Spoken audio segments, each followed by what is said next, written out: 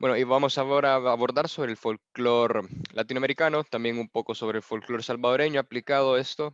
Así que vamos a también dar un poco una definición para poder comprender el fenómeno folclórico, más o menos de qué va y cuáles son las aplicaciones que tiene acá en El Salvador. Según el compositor argentino y el musicólogo Carlos Vega, en su libro El panorama de la música popular, el folclore es la ciencia de las supervivencias. El especialista estudia en ella las etapas pretéritas de la cultura material y espiritual de las sociedades y el folclore, masa de hechos, es un estrato vencido, o mejor, un conjunto de bienes pertenecientes a varios estratos vencidos. El folclore es el hecho inferior antiguo, lo es definitivamente el hecho eliminado por la sociedad superior. Es decir, el folclore siempre viene de algún estrato bajo, que es el que se encarga de darle vida a esta materia folclórica en cualquier país de Latinoamérica, en general en toda la región y bueno, en todo el mundo casi aplicado, podría decirse. Bueno, luego, a partir del folclore musical, vamos a tratar de definir un poco algunas características que son las que definen al folclore como tal. Según también el folclorista argentino, Augusto Raúl Cortázar, en su libro Esquema del Folclore, que es un libro pequeño, bastante accesible, él asegura de que hay ciertas características que definen género folclórico, pero no son totalmente absolutas debido a que hay diferentes variables eh, dependiendo de cada región, ¿no? Él dice también de que en realidad son fenómenos populares, son fenómenos que están socialmente vigentes en la comunidad, son anónimos, son empíricos también, que es una cuestión bastante importante, es decir, que se aprenden de oído. En realidad, en todo caso, cualquier cuestión folclórica puede ser transmisión oral y se aprende por medio de la escucha. Y pueden contextualizarse en determinada región, dice. Además, su difusión no depende de ninguna institución estatal. Ahora bien, ya hablando en temas de música salvadoreña, en realidad nosotros tenemos por acá tres tipos de folclore eh, en los cuales nosotros vamos a empezar a basar para poder hablar. En realidad son tres tipos de ramas. Tenemos la música folclórica prehispánica, que es en esencia la música que se hacía antes de la conquista española, de la conquista y el saqueo español. Tenemos también el folclore, que es, bueno, la música folclórica de proyección popular, podría decirse también que son ya ciertos exponentes, son acá en El Salvador, son contados, son tres exponentes en realidad, son Pancho Lara, Francisco Pallavicini y La Chanchona como tal. En realidad es un grupo que podría decirse que define a diferentes grupos que se llaman los hermanos Lobo, que tocan música de chanchona. Y también la música folclórica, podría decirse, de proyección contestataria, que acá en este caso cabe entre bandas bastante icónicas, que son Cutuma y Camones, Banda Tepehuani y la banda quizás conocida por la gran mayoría de salvadoreños, Yolocamba Ita. Ahora bien, bueno, empezando con estas tres ramas, vamos a tratar de ver cuáles son las que a nosotros acá nos competen con respecto a las características del folclore latinoamericano. Ahora bien, tenemos con la música prehispánica de que más o menos por ahí en 1983, el musicólogo estadounidense David Blair Stifler se encargó de andar acá en El Salvador y recopilar ciertos datos o cierta información musical de la, de la, de la historia prehispánica salvadoreña, que viene siendo, en realidad, que a partir de esto, él saca el disco compilado que sería The People Indians of El Salvador. Este es un disco que fue producido por la Smithsonian Institution bajo el sello de Folkways, que se encarga de la difusión de músicas autóctonas de todo el mundo por medio de su revista digital del mismo nombre que el sello. Ahora bien, a partir de esto, el señor David Blair Stifler lo que vino a hacer es solamente grabar de una manera bastante casera diferentes músicos y compositores prehispánicos. En realidad solo acá eran más o menos un aproximado de tres, cuatro personas que venían a partir bueno, venían a partir de un mapa por ahí que es el de la región mesoamericana del Salvador, donde vienen los pipiles, que son el primer gran grupo que existen en la zona eh, occidental del país, y los lencas que existen en la zona oriental del país, que es una zona que se comparte con Honduras. o sea, es al sur de Honduras y el norte de El Salvador, se comparte la cultura lenca dentro de la, dentro de Mesoamérica, ¿no? Dentro de la región mesoamericana. Y para el oriente, para el occidente, perdón, o sea, a izquierda uno del mapa, uno puede ver más o menos que está por ahí la región de los Pipiles, que también se comparte con Guatemala en cierta medida, y que también hay otros pequeños subgrupos que igual son importantes, pero hay diferentes, eh, podría decirse, diferentes categorizaciones que hay sobre estos mismos. Ahora bien, el señor Blair Stifler se concentró en la región de los Pipiles. En esta región de los Pipiles, en donde estaban exponentes como Pedro y José Musto, que son músicos de una localidad que se llama Izalco, que es un municipio dentro de la provincia de Sonsonate, y también el señor Francisco Tepas, que es quizás uno de los juglares, quizás podría decirse, más importantes que dejó la historia, en realidad. Por decir importante, me refiero al único, en realidad, que dejó en esa especie, ¿no?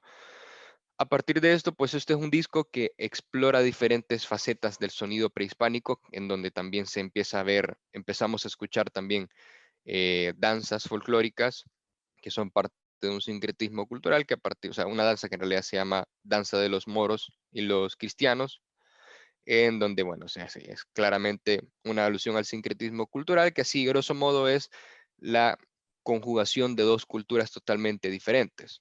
A partir de esto, bueno, es que este disco es una joya del folclore, porque, bueno, como les digo, tiene bastante, un, tiene una información bastante significativa para poder entender el folclore prehispánico de El Salvador.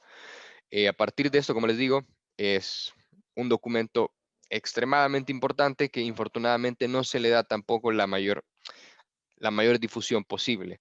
Aparte, bueno, yo lo que encontré es que también ya más o menos en 1987 fue que se publicó este disco como tal, y bueno, o sea, hasta hoy en día en realidad es una cuestión que no todos los salvadoreños conocen.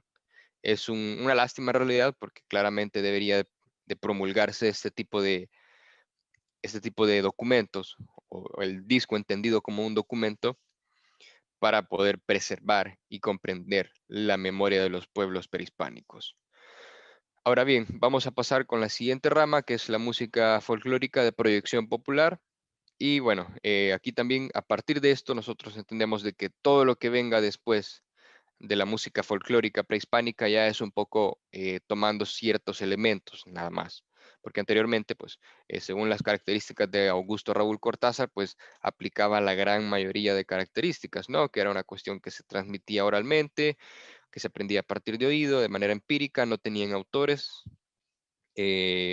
claramente reflejaba o sea, la cultura de un estrato social vencido, y también tenía cierta eh, utilización ritual, podría decirse. Ahora bien, todo lo demás acá, como les digo, ya vienen con diferentes criterios, podría decirse, y ya es una cuestión que a título personal, yo creo que sí, eh, algunas cosas sí vienen dentro del folclore salvadoreño, ¿no? Como en el caso también de lo que vamos a ver ahora, que es la música folclórica de proyección popular. La música folclórica de proyección popular sí revela cierta inspiración folclórica, es decir, que no es un hecho folclórico como tal, no pertenece a, a las culturas vencidas, sino que solamente toma ciertos aspectos. A partir de eso también, pues uno puede entender que, o sea, que revitaliza, quizás podría decirse el concepto de patria, el concepto de región, y lo que y como cada quien se puede identificar con ella, ¿no? Como les decía anteriormente al principio, hay tres exponentes: Pancho Lara, Francisco Pallavicini, o acá en El Salvador se conoce como Paquito Pallavicini, y los hermanos Lobo. Cada uno desde su trinchera, que son la música popular, el souk salvadoreño y la chanchona respectivamente. Estas agrupaciones, pues en realidad, como les digo, son también, no poseen tanto con demasiado apoyo estatal. Vamos a ver algunas, bueno, algunos que sí, o algunos exponentes que sí, pero en general son cuestiones que se van olvidando y se van también apropiando en realidad del fenómeno cultural como tal, pero que, como les digo, tiene ciertas, por diferencias de criterios, no, representan precisamente el folclore, la rama pura del folclore, ¿no? Con Francisco Lara o Pancho Lara es un compositor y maestro rural salvadoreño nacido en la provincia de Santa Ana en 1900, es decir, una provincia que está al noroeste del país.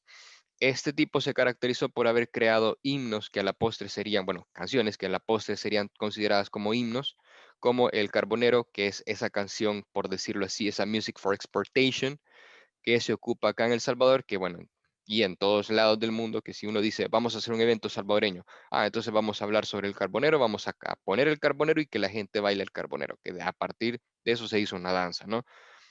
Entonces, bueno, es una persona, como les digo, que era un maestro rural, que tenía composiciones bastante eh, básicas, por decirlo de alguna manera, y no básicas como peyorativos, sino básicas que no representaban mayor complejidad musical.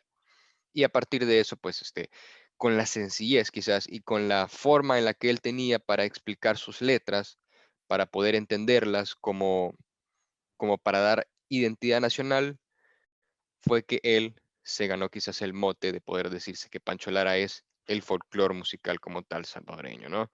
Entonces yo les recomiendo que escuchen las canciones así, canciones porque no hay un álbum como tal, sino que solamente hay composiciones así regadas eh, todas están materializadas en realidad y todas están también obtenidas por el sitio web de Pancho Lara que se llama pancholara.com.sb, parece que es el sitio, que es un sitio en memoria de esta persona. Ahí pueden escuchar canciones como El Carbonero, Las Cortadoras, eh, El Pregón de los Nísperos, Hayaque, Los Izalqueños y algunas otras composiciones de él. Así que todas esas las pueden escuchar en internet y van a escuchar también de que hay ciertas adaptaciones a la marimba que también es un elemento muy centroamericano, o se cree que es muy centroamericano, vamos a ver un poco por qué.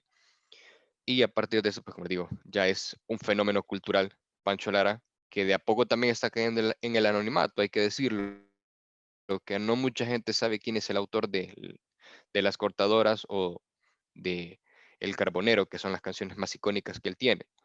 Bueno, dejando a un lado también a Pancho Lara, vamos a hablar también sobre Francisco Pallavicini, que sí, Pallavicini, a mi consideración, sí tiene algo más que decir, no solamente por el hecho de que quiso hacer un un ritmo folclórico del Salvador, sino que ya es una persona que sí investigó, caso contrario a Lara, yo también ignoro un poco qué habrá hecho él, pero no hay una investigación documentada que la haya hecho como en el caso de Pancho Lara, perdón, de Francisco Pallavicini, que él sí investigó sobre el género del zouk. El zouk, bueno, es un género salvadoreño que está escrito en 6x8, es un género bastante bailable y que lo que más llama la atención de este género en realidad es el hecho de que la percusión sea bastante compleja. No es una percusión sencilla, es una percusión bastante compleja y ya es un ritmo orquestado. Es decir, ya no solamente depende de una guitarra y una voz, sino que depende de muchos otros instrumentos que se van conjuntando para formar la orquesta como tal. A partir de esto, bueno, pues Francisco Pallavicini se encargó también de crear este género a partir de la investigación que yo les decía, y hay un extracto que yo saqué de esta investigación, bueno, en realidad de un documento que se había hecho de parte de la Asamblea Legislativa o del Congreso salvadoreño al condecorarlo Hijo Meritísimo en 1997, Hijo Meritísimo de la Patria, ¿no? Decía, y cito, en dicha investigación visitó festivales como jaripeos, cofradías y ceremonias religiosas, que todos esos son festivales que se dan fuera de San Salvador, fuera de la capital, y no encontró nada folclórico, ¿no?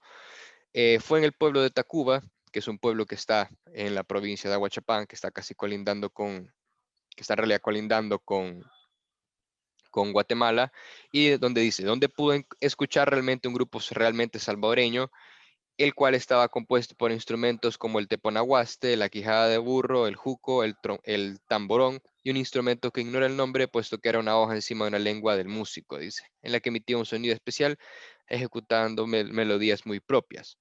Estos instrumentos son autóctonos de esta zona de la región mesoamericana, por lo cual, como les digo, a partir de esta inspiración folclórica y de esta investigación que hizo, el zouk sí está un poco más validado a mi criterio como un género folclórico salvadoreño. Bueno, acá pueden escuchar una compilación del ZUC. Hay diferentes canciones, hay un álbum, pero el álbum lastimosamente no está completo en YouTube, pero sí hay diferentes canciones, como por ejemplo la canción de Adentro Cojutepeque, El Carnaval de San Miguel, Santa Ana Mía. Son canciones que también son absolutamente folclóricas, y es más, no está de más decir que el Carnaval de San Miguel, pues esa canción fue apropiada por el Carnaval de San Miguel para quien fue hecha, y hoy en día en realidad se ocupa casi como himno de esta festividad, que es un festival que se realiza en todo noviembre en el departamento de San Miguel, que está al occidente de la capital salvadoreña. Ahora bien, con el último grupo que voy a ahondar dentro de la música folclórica de proyección popular, están La Chanchona de los Hermanos Lobo. Ahora volvemos de nuevo a la revista Smithsoniana, de la Folkways, que es la que se encarga de poder recopilar diferentes géneros folclóricos y autóctonos de todo el mundo, literalmente de todo el mundo. Y vamos a hacer publicidad gratuita, pero bueno, ahí está en Folkways, búsquenla si ustedes son apasionados de la música. Les va a encantar seguramente este sitio. Ahí también hay otros trabajos de Blair Stifler, de quien habíamos hablado anteriormente, y también hay diferentes trabajos centroamericanos, latinoamericanos, norteamericanos y del Caribe, de todos lados en realidad. Ahora bien, hay un artículo que se escribió que se llama What Makes a Good Smithsonian Folkways Recording. En realidad, ¿qué hace a una buena Smithsonian, bueno, ¿cómo les podría decir? ¿Qué hace a una buena historia smithsoniana y grabación como tal? ¿Qué lo hace bueno? En realidad, The Sound and Story of Salvadorian Chanchona, el sonido y la historia de la chanchona salvadoreña. Acá explican un poco más o menos cuál fue el motivo cuál fue el motivo que llevó a los hermanos Lobo a congregarse en un grupo musical, y cuál fue el motivo también que los llevó a emigrar a ellos. Ellos son un grupo que está radicado en Estados Unidos, pero que hace música chanchona, que la chanchona parte de un instrumento que se llama chanchona, que es un poco parecido al contrabajo, con la única diferencia de que en El Salvador era un poco más pequeño, y que también las cuerdas que se hacían, o las cuerdas de las que se hacía, eran solamente de tripa de cerdo, del chancho, ¿no? Entonces ahí viene el nombre de chanchona.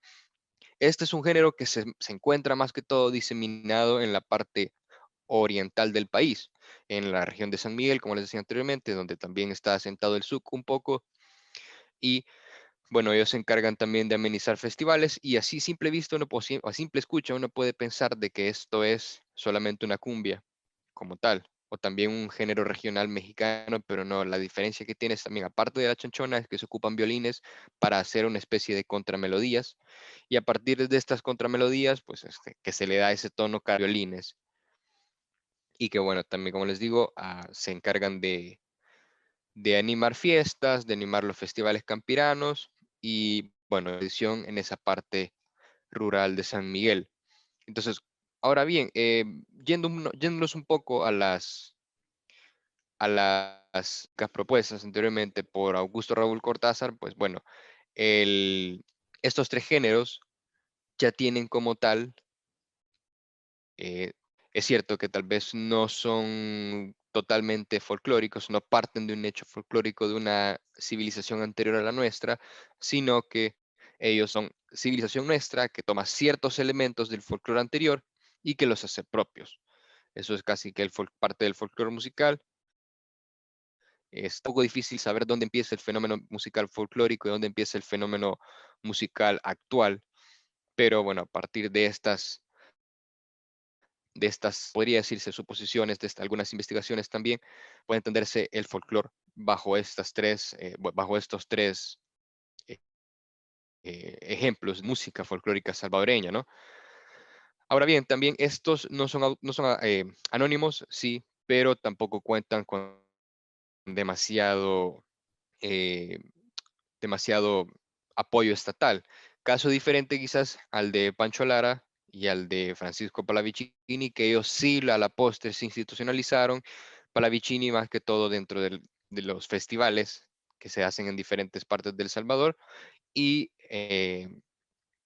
Pancho Lara a partir de que su música se enseñase en todas las escuelas como parte del patrimonio inmaterial y cultural de este país, de El Salvador, ¿no?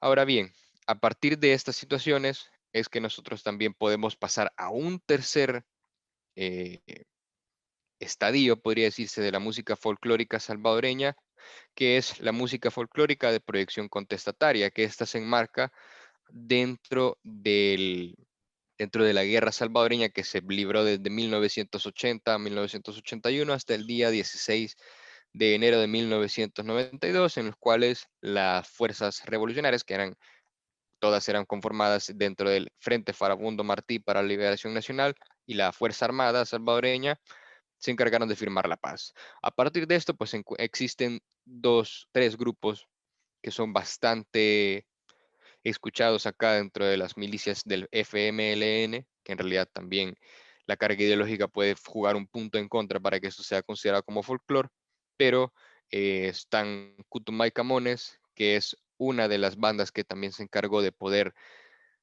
recuperar las raíces culturales, al igual que Yolocán Baita y al igual que la banda Tepehuán. Y ese era casi como que el mérito de estas bandas para poder estar acá y aparte también de su lucha social, por qué no decirlo, pero que también a la vez les jugaba un poco en contra, porque tampoco es que el folclore como tal tenga una ideología ya marcada a partir del nacimiento bueno, a partir de la Revolución Francesa, ¿no? Que empieza también un poco el nacimiento de las ideologías con la derecha y la izquierda, pero a partir de esto, pues el folclore como tal no está enmarcado de eso, porque ojo, esto es previo a la civilización occidental capitalista que conocemos, y bueno, solamente se encarga también de poder hacer ciertos enunciados sobre la belleza del país y otras cuestiones que son muy identitarias, muy nacionalistas, perdón.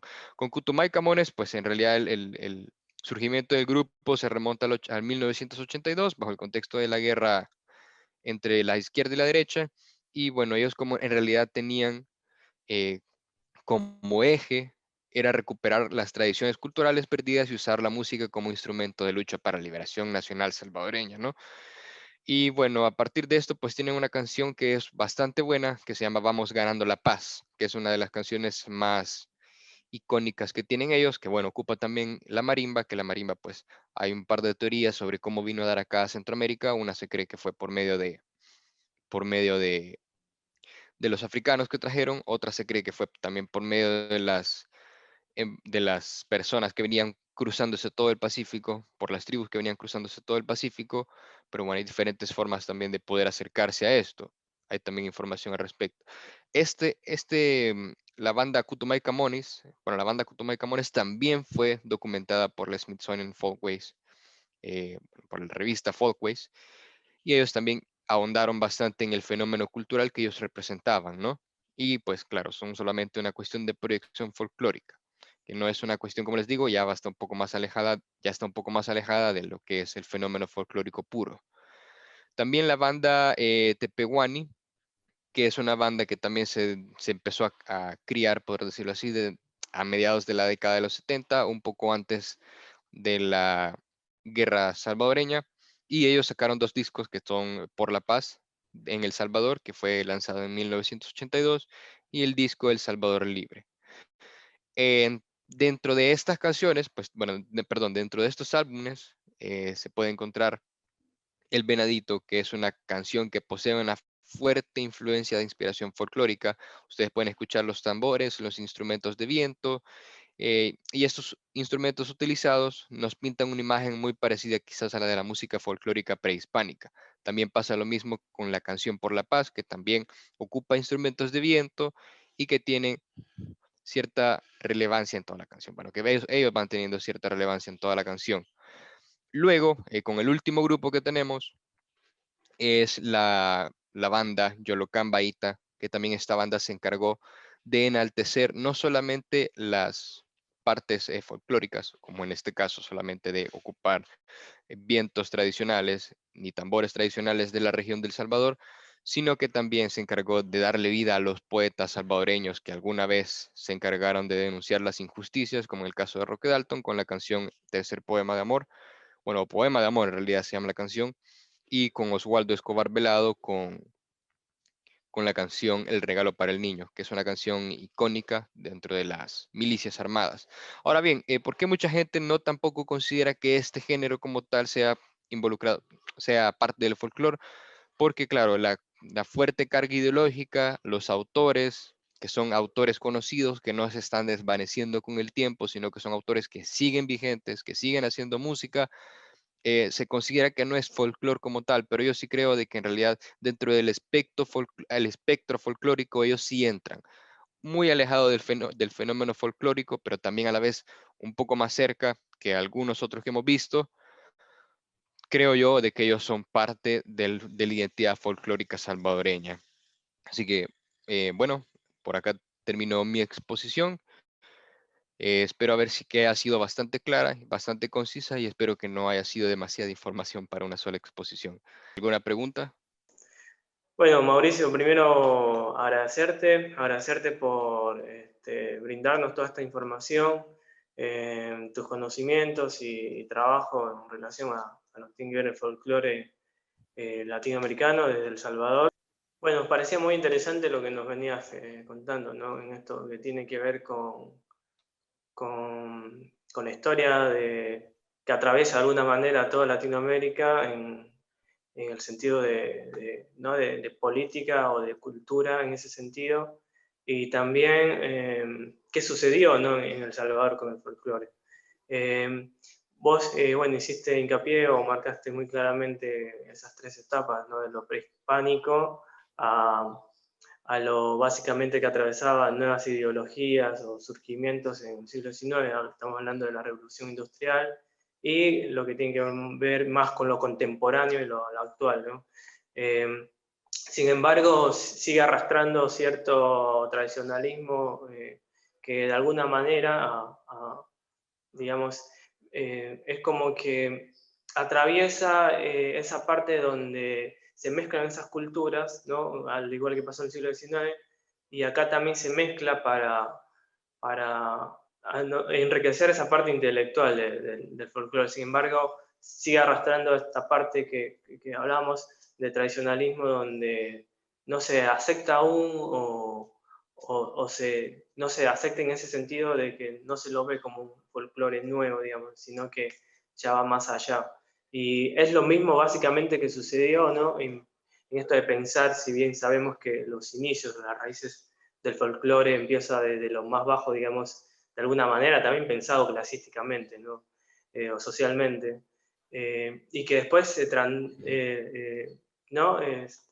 Avanza y de hecho llega de alguna manera a Europa y ya a otro público. Y acá en el surgimiento, ¿no? Resurgimiento del siglo XX vemos que sucede lo mismo, digamos.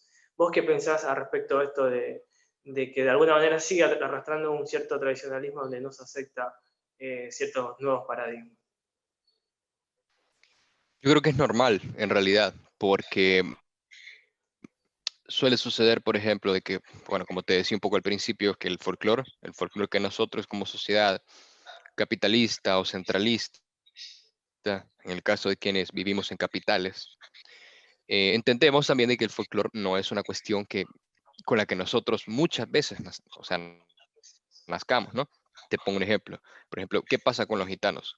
A la gente le encanta la música de los gitanos, les encanta el flamenco, les encanta todo lo que tenga que ver con vestimentas también gitanas, pero, o sea, como gitanos al pueblo, es un poco más difícil tratarlos, ¿no? O sea, han sido vejados por cualquier civilización existente y ellos aún así siguen peleando. Entonces, entiendo a partir de esa situación social que ellos sigan renuentes a que el folclore gitano, podría decirse, eh, tenga nuevos matices, como por ejemplo el caso ustedes ven de Rosalía. A Rosalía, ¿por qué se le critica tanto? Porque ella toma elementos del folclore gitano que según ellos desvirtúa el gitanismo como tal. Pero a la vez también creo de que sí está bien que sea algo nuevo, que sea algo nuevo a partir de esta semilla folclórica que ella va retomando, como por ejemplo las claves que ella va tomando, que son bastante complejas, eh, rítmicamente hablando, algunos atuendos. claro, siempre dentro del respeto, porque a partir de eso también puedes vos empezar a darte cuenta de que hay cierta apropiación cultural, que esto se ve mucho más reflejado en la moda y en la música es un poco más difuso, porque vos a veces, como decía también, no sabes dónde empieza lo nacional y dónde termina lo extranjero, dónde empieza lo extranjero y dónde termina lo nacional. Entonces, es un poco así. Es un poco así y entiendo por eso es que muchos grupos siempre sean renuentes a poder renovar el folclore como tal, porque claro, es algo que los viene eh, persiguiendo, podría decirse, desde hace bastante tiempo, desde hace siglos, y que cambie de una generación a otra es bastante difícil.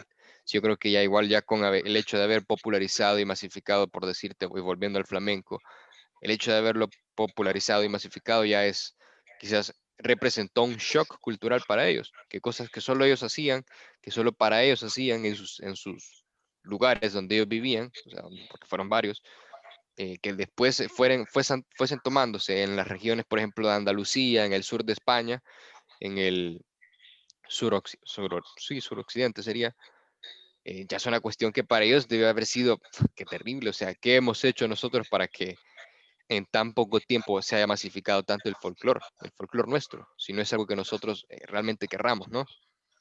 Entonces también por eso es que hay ciertos cantantes, en cuanto al folclore se refiere, que creo que es el ejemplo mejor conocido, perdón, de los gitanos, ciertos cantantes gitanos que se mantienen siempre con sus músicas tradicionales y siguen haciendo música tradicional, como por ejemplo el caso de Camarón de la Isla, o por ejemplo el caso más reciente de una chica que se llama María José Yergo, que es también ella sí es una gitana de nacimiento, que ella se encarga de hacer música folclórica gitana a tope, ¿me entendés? O sea, es algo que vos escuchás y decís, ah, no, esta tipa es gitana. O sea, no tiene ningún matiz. Entonces, por eso te digo, entiendo en esa parte, pero también creo de que sí, claramente, pues, si uno puede también retomar los elementos folclóricos del gitanismo o de cualquier otra corriente folclórica de Latinoamérica y poder respetarla y entender su significado y su contexto y no lo desvirtúa, creo que ¿por qué no puedes hacer algo nuevo vos?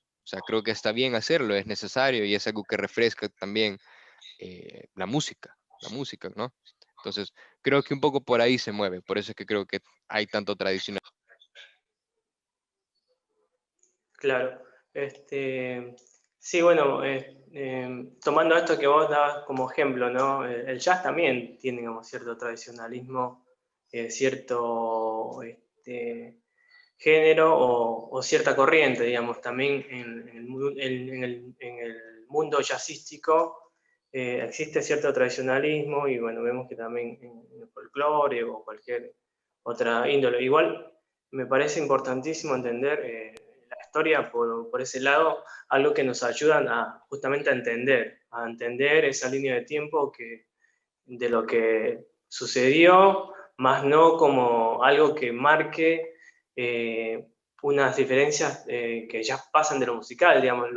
De hecho, lo rico de hacer estas músicas o de hacer nuevas músicas y de hecho desde un lado experimental es justamente tener esa libertad de aprovechar el lugar donde te encontrás ¿no? para explotarlo a lo máximo y de eso aportar de alguna manera al arte desde ese lado, visto como investigador también y como músico, digamos. Me parece importantísimo que se lo vea por ese lado más que por una cuestión histórica que nos ayuda a entender, pero no nos deja como de alguna manera desconstruir también ese ideal y de hecho entender también la diversidad por ese lado, ¿no? Ujú. Sí, sí es cierto, eso es así un poco también. Como te digo, también uno tiene que ir progresando también. Y la música, como te digo, no hay música pura, igual que también el tema de las etnias. Uno puede creer que si vos sos un hombre blanco, europeo, y no tenés ningún antecedente, ningún ancestro que haya sido seguramente africano o haya sido eh, africano del subsahariano o africano de parte del árabe, ¿no? Entonces, igual es bien difícil poder rastrear todos esos genes, de dónde empieza, dónde viene la música. Es un poco igual un mapa genético musical, al igual que un mapa genético del ADN de cada una de las personas, ¿no? Lo único que en la música es un poco más condensado y con la humanidad es un poco como que cada quien tiene su propio mapa genético, igual con sus relativos también. Hay ciertas consonancias genéticas, podría decirse, pero claro, siempre no está de más el hecho de ocupar el folclore, como te digo, siempre dentro del respeto y dentro de la no desvirtuar a los géneros folclóricos como tal para poder hacer cosas nuevas, porque al final de cuentas nosotros vivimos musicalmente hablando de, de la hibridación musical, ¿no? Que puede haber, igual que en el jazz, como vos decís. O sea, el jazz a veces, ¿por qué se mantiene tan tradicionalista? Puede ser eso. Yo estaba hablando hace poco con un periodista también de acá, salvadoreño, un periodista musical, y él me estaba contando de que alguna vez había estado en Chicago. No recuerdo bien en la casa de quién, y tampoco él recordaba en la casa de qué, de esos bluseros famosos, men, había estado, y bueno, que esa casa había sido un museo, se había convertido en un museo. De repente él viene y empieza a ver todas las guitarras que habían donado diferentes bluseros, B.B. King, Louis Armstrong incluso estaba ahí también con su trompeta, algunos otros bluseros y también algunos otros jazzistas. Y bueno, entonces viene él y empieza a tocar una guitarra blanca. Y de repente se le acerca el mesero y le dice, bueno, esta es la única guitarra de un hombre blanco que tenemos acá. Y él se quedó como que, mierda, ¿a qué se refieren con un hombre blanco? En realidad, ¿y quién será ese hombre blanco? Y nada más y nada menos le dice, usted no sabe quién es ese hombre blanco, le dice. Usted debería saberlo, le dice. Y se pregunta, ¿pero quién es? Le dice. Es nada más y nada menos que Keith Richards, que es el guitarrista de los Rolling Stones. Pero ¿por qué está él ahí? O sea, la pregunta es esa, o sea, ¿qué hizo él para poder estar en un museo solamente de personas afrodescendientes, solamente de negros? Al final, lo que él hizo y lo que él le habían también explicado a él es que él sí respetó la tradición bluesera original desde que empezó Robert Johnson hasta lo que hoy podría conocerse como blues también. O sea, yo no estoy ni a favor ni en contra de esto, ¿no? O sea, son cosas que cada grupo musical, cada etnia también puede ir tomando, ¿no? Pero sí, a veces sí podríamos estar en contra del fundamentalismo, ¿no?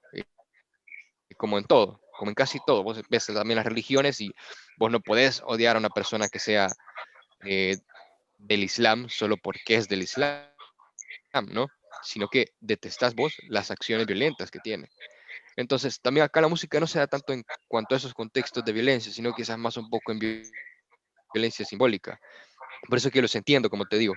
Pero también, o sea, está la apertura más ahora en estos días que vos tenés tantas facilidades para poder obtener música solamente logueándote a Spotify y escuchando lo que sea y lo que el algoritmo musical te pueda dar, ¿no?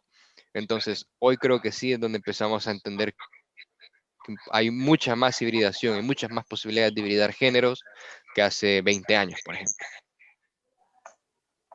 Claro. Sí, la verdad que muy, muy interesante y sí, para el folclore, con el folclore latinoamericano se pueden hacer un montón de cosas zarpadísimas. La verdad que Sí, podríamos ser una reindustria o más musical. Así que estaría bueno que la gente que, ¿no? que está acá y que estudia y que sabe aprovechar esos recursos de la cultura empiece a generar más, ¿no? Porque se viene generando, pero que sea más masivamente, que se pueda hacer una reindustria con eso. Así que, sí, bueno, agradecerte un montón, Mauricio, por acompañarnos, por compartirnos también tu experiencia en todo esto. Y bueno, te dejamos para que te despidas y nada, nuevamente reiterar, agradecerte un montón por estar acá. no, gracias a ustedes, a vos, Charlie, y a toda la gente que hace posible la cumbre latinoamericana de Transformarte. Agradecido totalmente y bueno, siempre a disposición de ustedes. Si de igual forma quieren ustedes el material que yo ocupé, pues igual pueden escribirme a mi correo electrónico que es monroyes,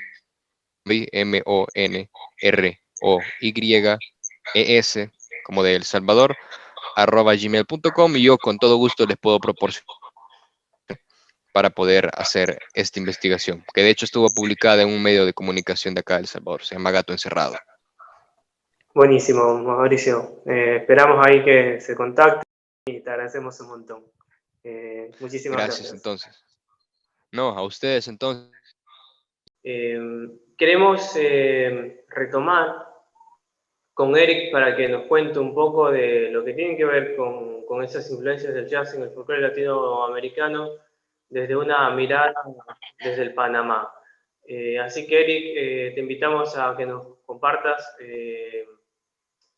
cuáles son tus experiencias y lo que tienes para contarnos. Así que adelante. Muchas gracias por la invitación. Bueno, vamos a poner en perspectiva un poco la influencia del jazz acá en Panamá. Recordemos que acá en Panamá, pues, gracias a la construcción del canal, se dieron pues varias, llegaron a Panamá varios grupos étnicos, los afroantillanos, por un lado, los norteamericanos por otro. Los lugares más importantes en este momento es en la región metropolitana, que está formada por Panamá, la capital, y la ciudad de Colón, y por los puertos en Bocas del Toro. También pues es una región importante.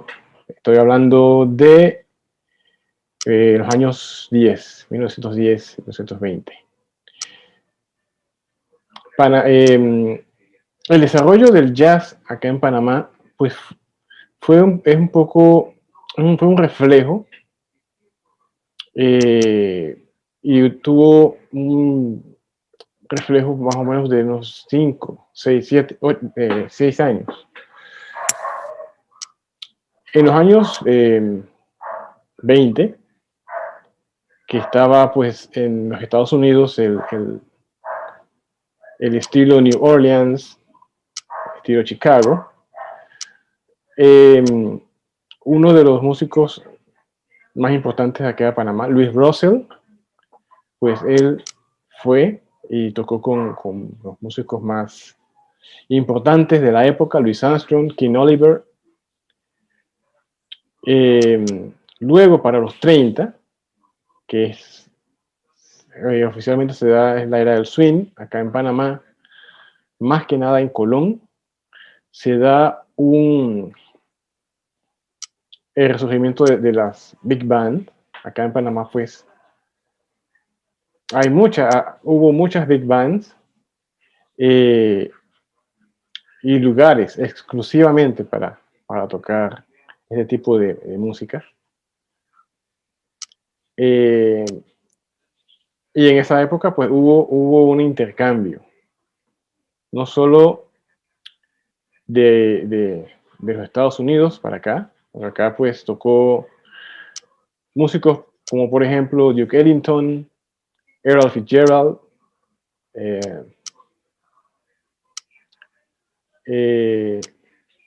Oscar Peterson y demás. Y acá en Panamá, pues, para los años 40, que empieza a reducirse el grupo, empieza el bebop en los Estados Unidos. Acá en Panamá, pues, el bebop está más o menos para los años 48, 49. Y hay músicos, por ejemplo, panameños. Tenemos a Luis Cajar, padre, a Carlos Garnett, saxofonista. Y para los 50 es donde empieza a haber esa fusión de géneros, no solamente con la música folclórica, sino que también con la música afrocubana, con la música antillana, porque recordemos que en Panamá y Colón, y especialmente en Colón, hay muchos afroantillanos, y su cultura permea estos lugares. para los 50, 60, hay dos músicos que son los pioneros en esto, en esta mezcla, y hablamos de Víctor Boa y de Clarence Martin. Ellos pues tenían sendos grupos, igual tocaban juntos y tocaban en varias agrupaciones. Y no sé en otros países de Latinoamérica, pero acá en Panamá pues el músico panameño es dado a ser muy, muy versátil. O sea, te puede tocar un swing y de repente te toca un calipso. Y después te toca una tamborera, un tamborito. Y eso pues se fue permeando, se fue mezclándose hasta que sale un término que se llama el tambo jazz, que es la mezcla de no solamente el tamborito, sino que mezcla también de calipso, música frontillana, el jazz. Entonces, ¿y en qué consiste? En que sobre cualquiera de estos ritmos se monta pues un fraseo, ya sea de jazz o un fraseo pues latino, obviamente utilizando pues las armonías y las melodías, las armonías y las escalas jazzísticas. Y los músicos pues eran tan versátiles que, como anécdota, el compositor Clarence Martin, se decía que él, cuando hacía los arreglos, él los hacía pues debajo de un palo de árbol, de un palo de mango. Se sentaba allí, hacía los arreglos, los silbaba y en la noche pues los tocaban. Y este género pues salió de Panamá, tocaron en Costa Rica, tocaron en otras partes del mundo. Clarence Martin pues muere a los 58 años. Sin embargo, Víctor Boa pues sigue hasta su muerte, que él murió pues en el 2004. En los años 80 viene otra generación, músico importante, Danilo Pérez, y él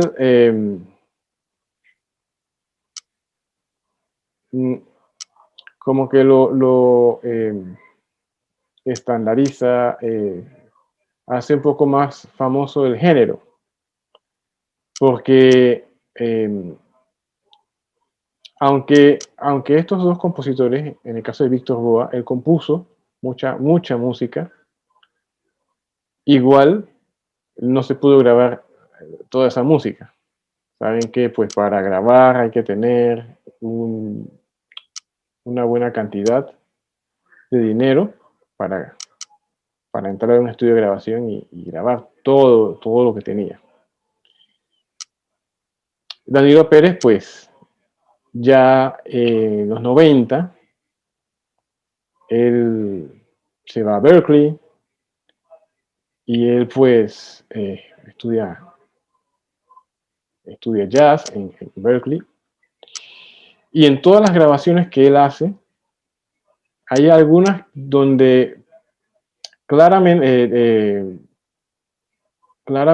en sus títulos son obras de tambo jazz, Y uno de los ejemplos, pues podemos escuchar, hay una grabación, un CD de él que se llama Central Avenue, que íntegramente es música folclórica, con otros, y él lo mezcla con otras influencias. Inclusive, pues en ese disco está la tabla india, y hace pues una mezcla pues con la música india. India me refiero a Hindostana. Y de allí pues hay muchos otros discos. A partir de allí, estoy hablando ya del 2000, 2005, varios músicos pues hacen incursión y hacen mezclas de música folclórica con jazz, y pues hay un intercambio entre los músicos folclóricos y los jazzistas. Y actualmente se sigue dando esta mezcla, que es pues muy interesante. Como decía, los elementos, se utilizan mucho los instrumentos folclóricos, el violín, en el caso, el violín, la mejoranera. La mejoranera es una especie de guitarra, los tambores folclóricos, con la instrumentación de jazz, el cuarteto, quinteto, incluso el big band.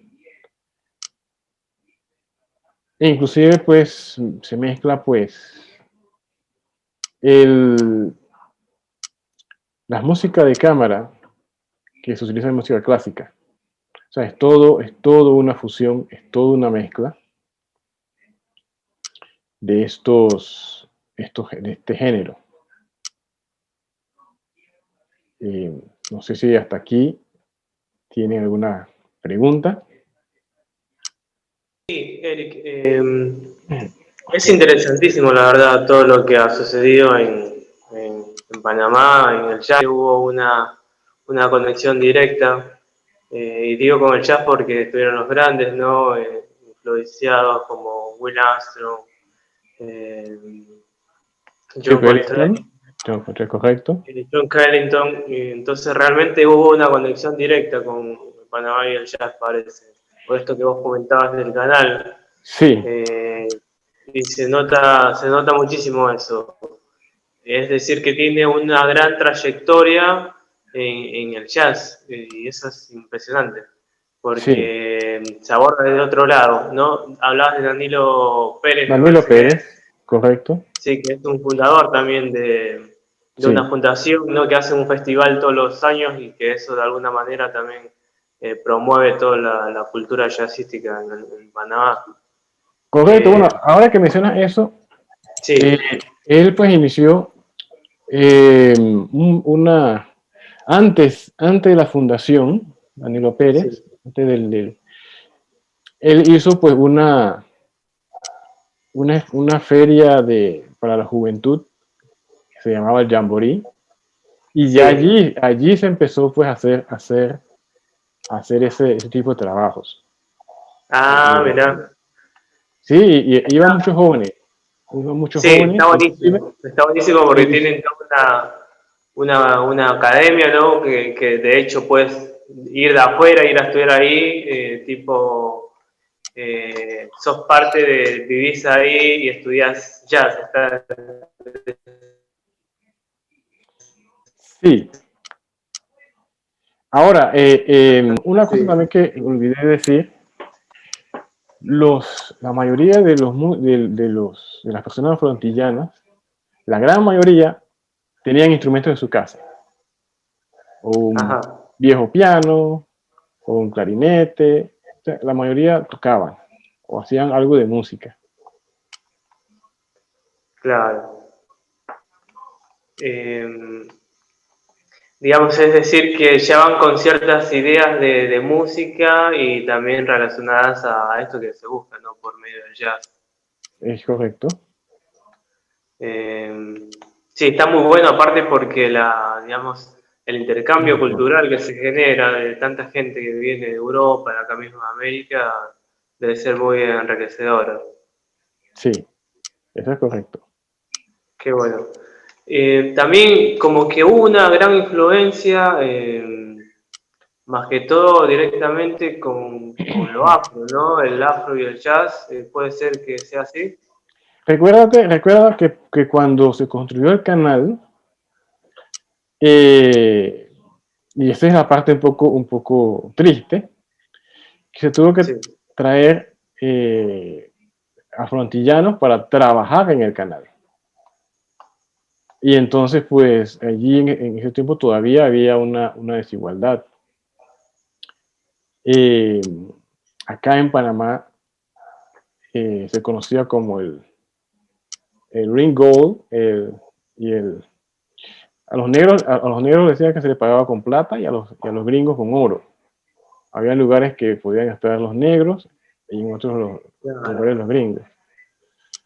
Pero todo eso, los negros pues vinieron con su cultura. Ya te digo, fue muy impregnado, Panamá fue muy impregnado con lo afrontillano. Muy, en Colón especialmente, en algunos lugares de Panamá, y hay mucha influencia. Y eso es lo que quedó. Qué bueno, la verdad, quedo impresionado porque no se conoce como esa parte de Panamá y bueno, pero pensándolo un poco, teniendo la influencia del canal, la verdad que tenía que ser algo parecido. Sí, es correcto. Por otro lado, mencionabas esto de la armonía y lo que tenía que ver con la melodía. En ese sentido, ¿qué tomaba del jazz, digamos, estos ritmos híbridos? Ok, ¿qué es lo que era del jazz? Bueno, la armonía, obviamente, la armonía, las escalas del jazz, Sí, de soul, de blues, bien. eso era lo que se tomaba del jazz. Y la música folclórica y la música afroantillana era pues el fraseo, Ajá, el tipo de ritmo. claro. Claro, no, bastante impresionante porque sigue arrastrando eso que trae del blues, ¿no? De alguna manera. Exacto. Inclusive las claves, no sé si conoces el Second Line de New Orleans. Ese Second Line pues es bastante parecido, para no decir igual, acá al tamborito, al que se usa en el tamborito. Sí, Y se aprovechó eso, pues se aprovecha pues para hacer, eh, para fusionar, utilizarlo como una cohesión. sí. Claro, no, la verdad muy interesante todo esto que nos ha contado Eric y también, bueno, compartido sus conocimientos. Contame, Eric, como para ir cerrando un poco y que nos cuentes un poquito más, vos también hiciste una investigación. Contame de qué era esa investigación relacionada a la música. Bueno, ok, cuando terminamos la carrera de la licenciatura de música, hicimos nosotros una tesis sobre el jazz y hicimos el tercer capítulo específicamente sobre el jazz acá en Panamá. Estoy hablando del 99, 1999. Lastimosamente, pues, yo lo tenía eso en un disquete, y obviamente pues ya no existen los disquetes, así que pues se perdió esa información. Igual está en la universidad, y la información pues se siguió escribiendo, porque hubo un compañero que estudió conmigo, él pues siguió, a lo mejor tomó otros materiales, y él siguió el material, y está allí. Mi tesis pues está en la universidad. No sé si está digitalizada. Lo hicimos entre 3 estudiantes, 3 compañeros.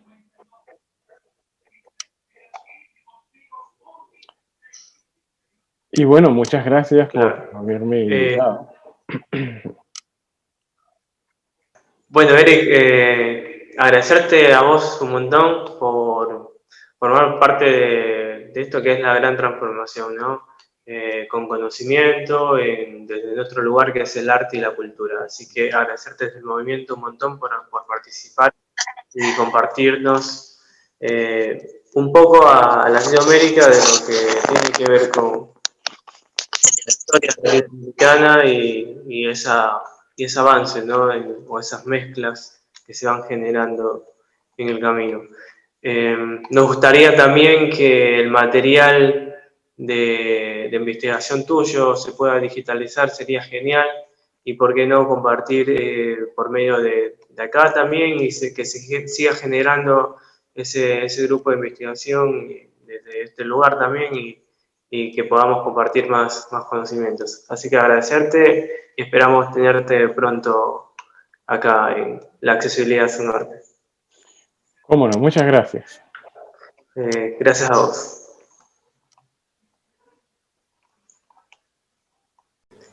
También tenemos a Johnny acá, nuestro invitado. Johnny, bueno, como les contábamos en un inicio, es de Ecuador. Nos va a estar compartiendo un poco de historia latinoamericana, de esa mirada, ¿no? de Ecuador. Johnny, contanos, ¿qué nos vas a compartir hoy para aprender un poco de la historia? ¿Qué tal, Charlie? Buenas noches acá en Ecuador para todos, para todas. Vamos a hablar un poquito de la influencia del jazz en el ritmo ecuatoriano que se llama pasillo. Qué interesante. Este ritmo, bueno, es una música popular que se ha venido desarrollando gracias a la difusión acá en Ecuador. Ha sido transmitido en el tiempo gracias a los medios masivos de comunicación y tal como un género ecuatoriano que identifica a este país. Entonces, digamos que si uno va a distintos países, las personas pueden reconocer a este pasillo gracias a esto, a esta cuestión misma de las difusiones. Entonces, el aporte del jazz en sí al pasillo viene por muchas fuentes, ¿no? Muchas fuentes, como por ejemplo el mismo aporte que le dan las músicas, los músicos, gracias a sus estudios, gracias a la experimentación, digamos, gracias por ejemplo, al ámbito que ofrecen estos músicos. Bueno, este ritmo ecuatoriano que se llama pasillo está en un compás de 3/4. Entonces, el desarrollo en términos de lo contemporáneo de esta música se enfoca en lo que es el ritmo armónico. Entonces se puede hablar también de un término que le llamamos fusión. Entonces, hoy por hoy uno puede fusionar ritmos de diversas culturas y en este caso estamos fusionando el jazz con el pasillo ecuatoriano.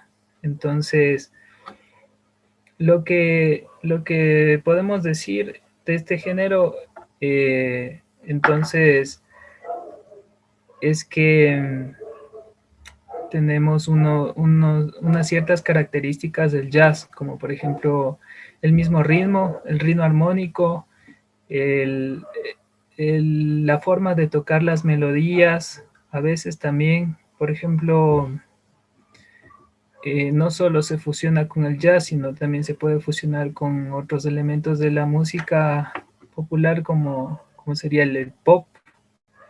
Entonces, también podría ser distintos ritmos, ¿no? Pero respetando lo que sería el compás del pasillo y la forma en sí, se puede hablar de que es un pasillo jazz, por ejemplo. Entonces, para, para seguir con esto, con este tema, les voy a hacer escuchar un ejemplo que tengo acá de un pasillo muy conocido que se llama Sendas Distintas. Entonces, bueno, en la interpretación de Julio Jaramillo. Después de eso, nosotros vamos a poder identificar algunas características de esta interpretación. Entonces continuamos con este pasillo, ¿no? Que se llama Sendas Distintas. El intérprete es Julio Jaramillo. A ver, va.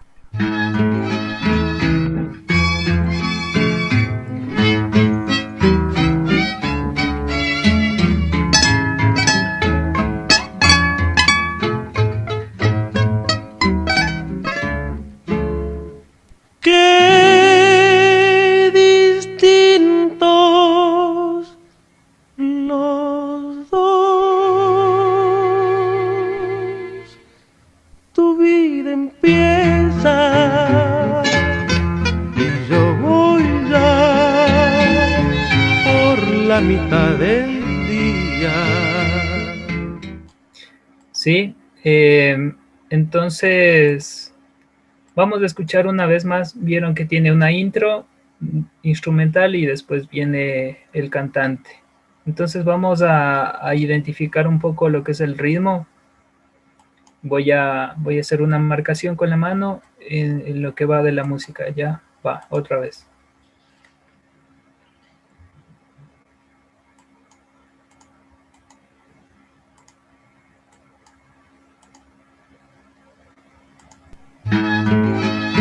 Un, dos, tres, 1, 2, 3, 1, 2, 3, 1, 2, y 1, 2, 3, 1, 2, y 1, 2, 3. Qué distintos los dos. Esta parte es libre, ¿no? Y acá viene a marcar. 1, 2 y 1, 2. ¿Sí? Entonces, bueno, de acá lo que podemos observar, escuchar, sería el ritmo, ¿no? Que está bien marcado, el 3/4, también la forma de cómo se articulan los instrumentos, ¿no? Tiene un requinto, una guitarra, están sonando unos violines también. Y ahora les voy a poner otro ejemplo del mismo pasillo, pero con una sonoridad más contemporánea. Entonces, acá está. Vamos a escuchar. Este es el trío Panbil, también es de Ecuador, y acá tenemos un bajo eléctrico, tenemos una guitarra y tenemos un requinto, que, bueno, el requinto vieron que hace la melodía del intro principal y después van a cantar. Entonces vamos a escuchar otra vez y vamos también a identificar el ritmo y los demás elementos que puede tener esta interpretación.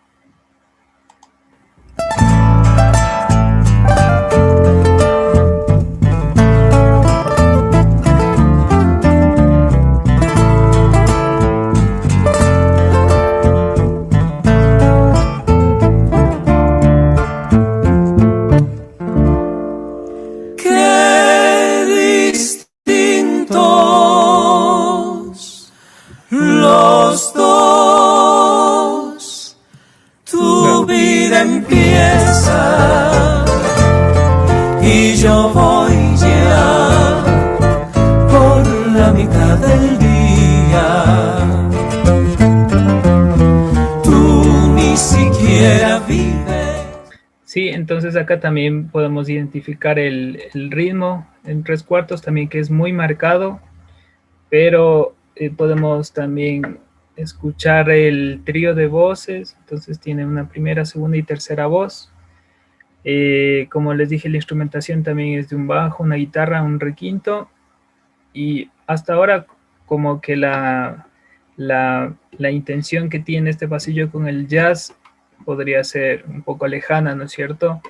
Pero con las músicas del mundo, como sería el pop o el jazz en sí mismo, la forma de interpretar, por ejemplo, en este mismo pasillo del cantante, va a estar determinada por esto de la fusión, ¿no? Entonces vamos a seguir escuchando el pasillo y vamos a escuchar la voz del cantante, ¿ya? Va. Vives todavía.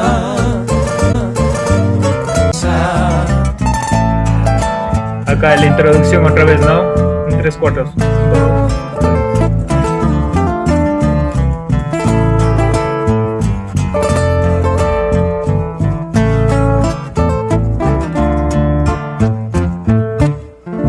Sin embargo, ¿cuál busca la tibieza del sol a planta que en flor arancía? Sí, entonces vamos a escuchar la anterior canción de la interpretación del Julio Jaramillo justo en esa parte, para escuchar la diferencia entre interpretaciones, ¿no? La que acabamos de escuchar tendía más se podría decir al pop, por la forma de cómo se utilizan como una especie de melismas en la voz, que viene de las interpretaciones de la música pop, sería. Entonces ahora vamos a escuchar la interpretación de Julio Jaramillo y vamos a poder hacer una escucha, a ver. Haz la introducción, ¿no?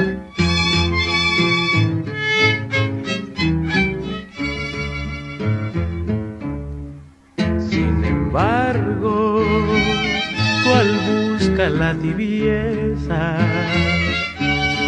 del sol la planta que implorará ansía? Sí, entonces acá, a diferencia de la anterior interpretación, se puede observar menos melismas. Entonces ahí podemos constatar, digamos, la diferencia entre interpretaciones, ¿no? La anterior suena como más pop y esta suena más tradicional, se podría decir. Entonces, bueno, seguimos con este mismo pasillo en otro ejemplo, en donde vamos a observar lo que es el ritmo armónico, ¿no? Entonces, acá, por ejemplo, este artista y compositor Stalin González nos explica también un poco cómo él interpreta un pasillo, o sea, una forma de tantas que tiene de interpretar el pasillo. Vamos a escuchar. Normalmente sería así. La forma del pasillo. El que cantamos, ¿no? Qué distintos los dos, tu vida empieza. Eso Es sería, marcado, ¿no? Entonces ¿no? yo lo hace Isillo. Qué distintos los dos, tu vida empieza. Y yo voy por la mitad del día. Ya, es más o menos para que sientan la diferencia de lo que... Sí, entonces lo que hace acá Stalin es mostrarnos la marcación, como vimos igual en los anteriores ejemplos, ¿no? Del 3/4. Qué distintos los dos, tu vida empieza. 1, 2, y yo voy por la mitad del día, ¿sí? Y después nos muestra cómo le hacen seisillos, 3/4, ¿no? Entonces, qué distintos los dos, tu vida empieza, 2, 1, 2, 1, 2, y yo voy por la mitad del día. Entonces, si bien se mantiene la melodía y el ritmo de la melodía, lo que está cambiando acá es el ritmo armónico.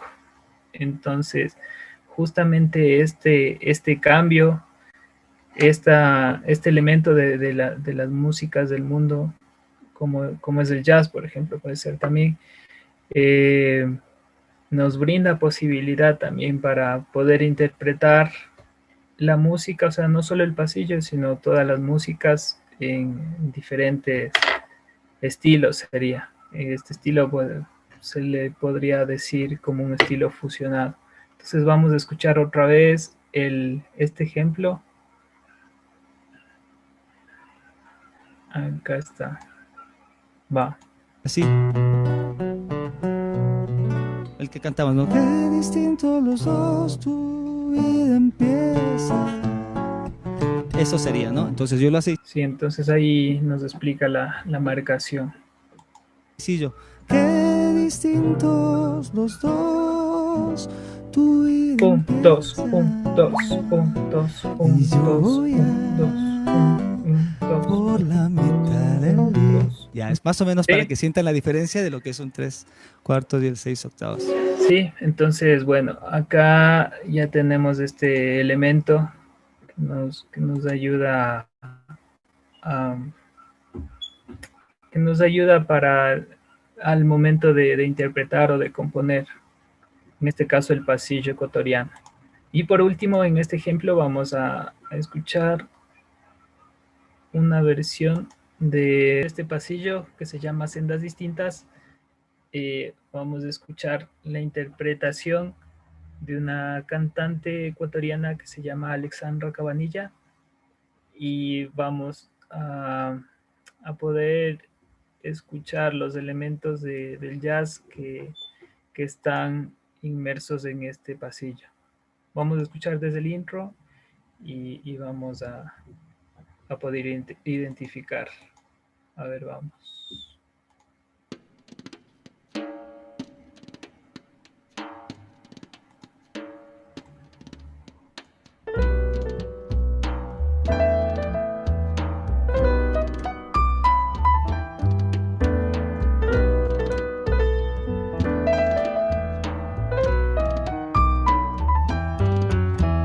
Qué distintos los dos, tu vida empieza y yo voy por la mitad del día. Tú ni siquiera vives todavía y yo ya de vivir tengo pereza.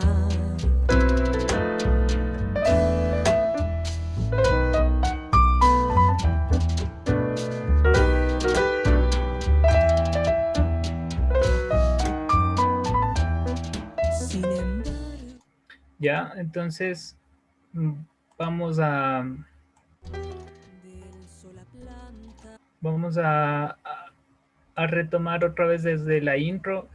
Entonces se escucha diferente, ¿no?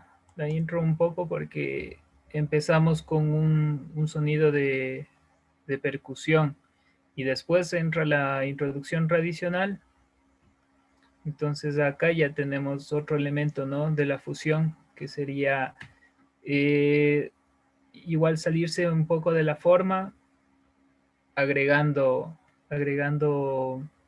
partes a la estructura de la música.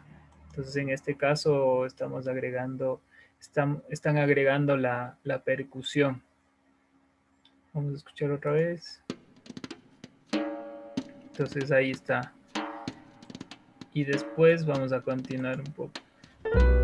Vamos a marcar el ritmo también, ¿no? Que se respeta el 3/4.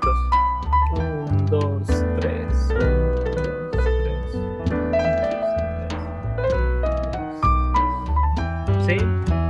Qué distintos los dos. Tu vida empieza y yo voy por la mitad del día. Tú ni siquiera vives todavía y yo ya de vivir tengo pereza.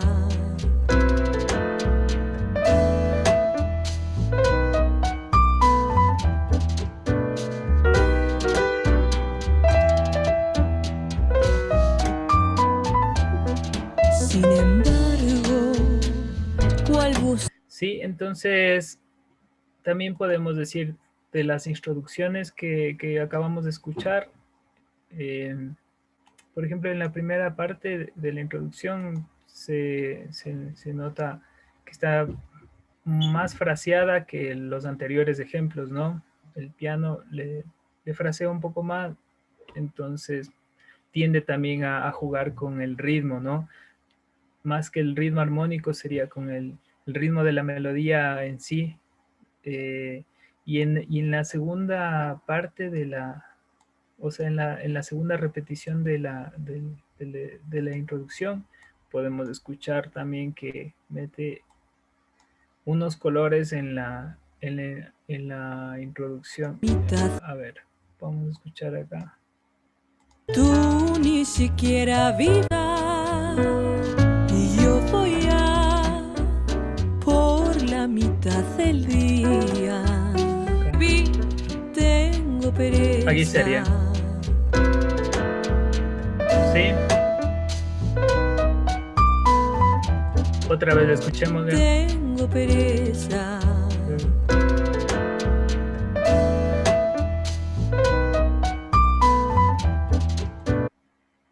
Ya, entonces si escuchamos el intro.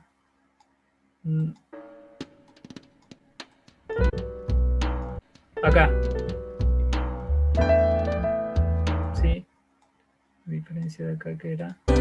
Y yo ya de vivir tengo pereza.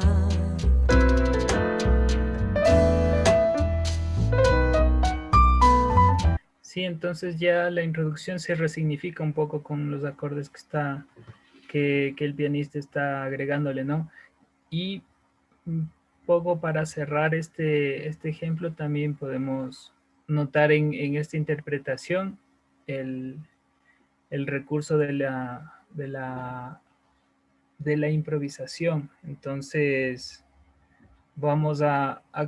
acá se puede notar que la introducción que se repite a lo largo de la canción va a llegar un momento casi a la mitad del pasillo en donde se resignifica con la interpretación del piano a manera de improvisación, ¿no? Entonces acá escuchamos, vamos a escuchar la intro otra vez y vamos a escuchar la parte de la intro pero ya improvisada. Entonces va otra vez la intro.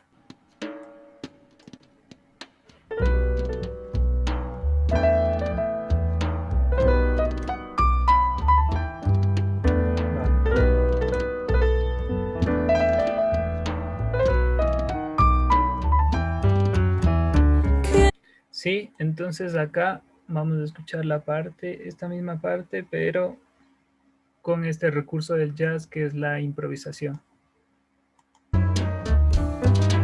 Va.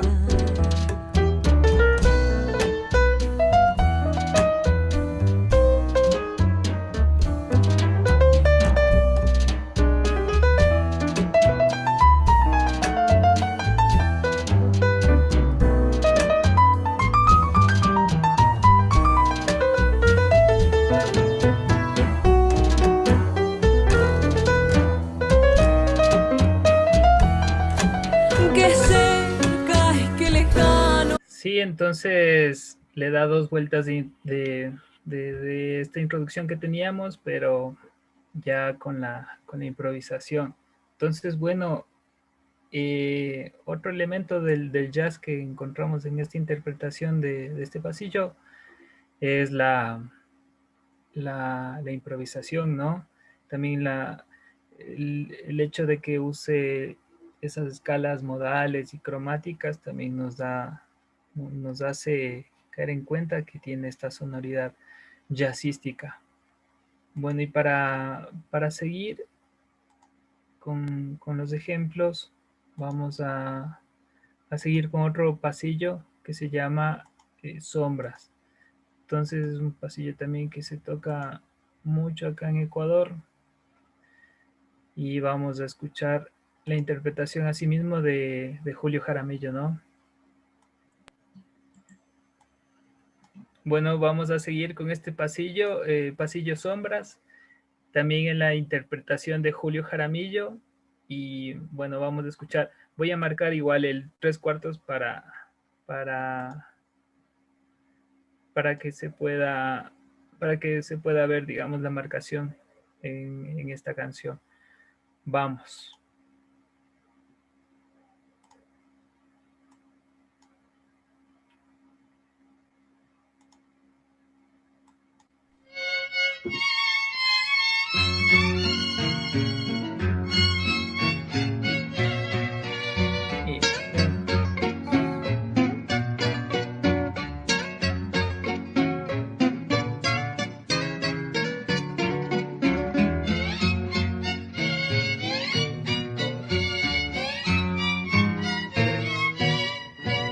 Cuando tú te hayas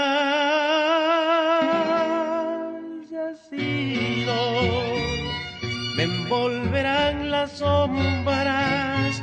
Cuando tú te hayas ido, con mi dolor a solas, evocaré ese idilio de las azules horas. Cuando tú te hayas ido, me envolverán las sombras.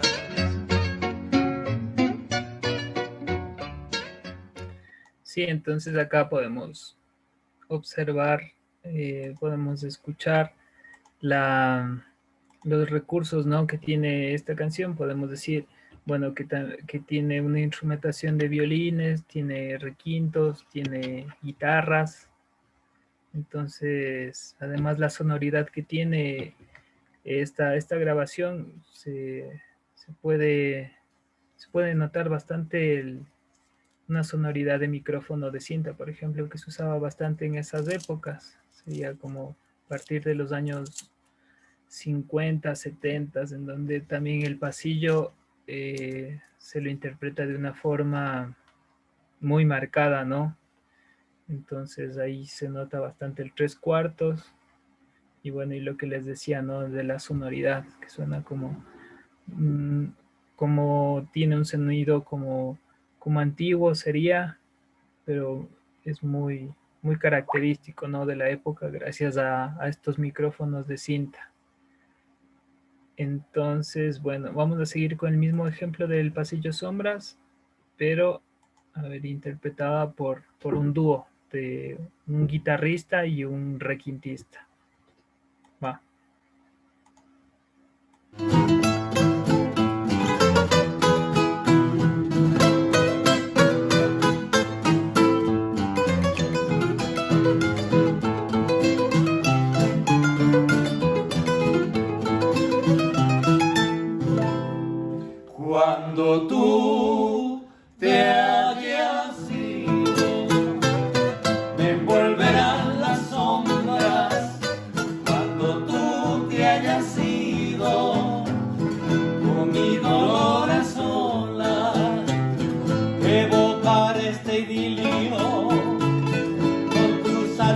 sombra. Cuando tú te hayas ido, me envolverán las sombras.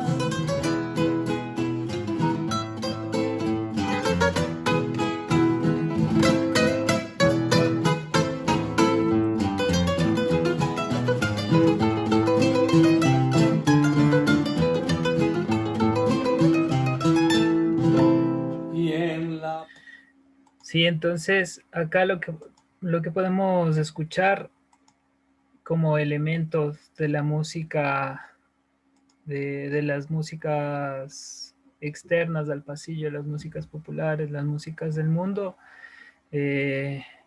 hablando en sí del jazz, podemos notar que, por ejemplo, en esta introducción de este pasillo sombras hay una, en la segunda repetición, podemos notar la improvisación, ¿no? Entonces vamos a escuchar de nuevo y vamos a poner punto en esta improvisación de la introducción. Vamos a hablar un poco de los elementos que tiene este pasillo, que son también elementos de la música jazz, en este caso la improvisación, ¿no? Este pasillo suena bien marcado también, suena también contemporáneo porque está grabado, digamos, con una cámara digital, con el sonido de la cámara también. Entonces, tenemos también esa diferencia, ¿no? Al anterior pasillo de Julio Jaramillo, que sonaba más, como que más antiguo esa sonoridad, que estábamos hablando del micrófono de cinta, ¿no? Entonces, bueno, acá lo que vamos a observar en esta interpretación es que en la segunda vuelta de la introducción, el requintista va a improvisar. Entonces, vamos a escuchar. Entonces, para continuar con este ejemplo del pasillo de sombras, vamos a tener en cuenta que en la interpretación de este pasillo que vamos a escuchar, hay un elemento del jazz que sería la improvisación. Entonces vamos a escuchar que en la segunda vuelta de la introducción, el requintista va a improvisar. Entonces vamos a escuchar y después vamos a poner foco en este elemento de la música jazz en el pasillo ecuatoriano.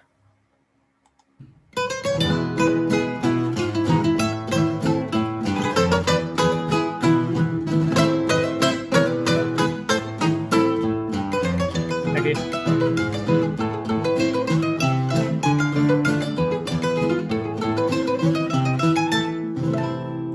Sí, entonces vimos que en la segunda vuelta hizo una improvisación con arpegios, ¿no?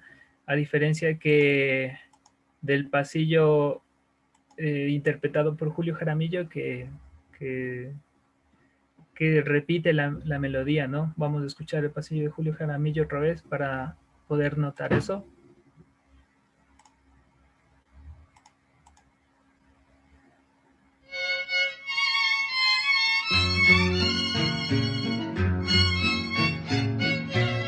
Acá.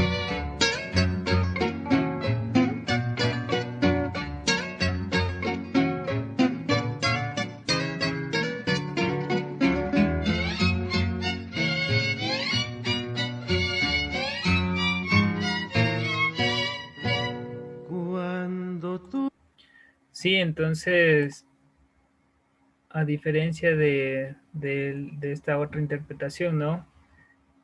Hay más este elemento del jazz que es la improvisación. Entonces, a ver, eso sería en sí los ejemplos que tengo para mostrarles de este pasillo. Y para terminar, sobre este mismo pasillo ya una interpretación que ya se sale de la tradicional marcación del 3/4, ¿no? Entonces, este es un ejemplo de Galo Inga, que es un pianista también que hace la versión de este pasillo Sombras y vamos a escuchar también.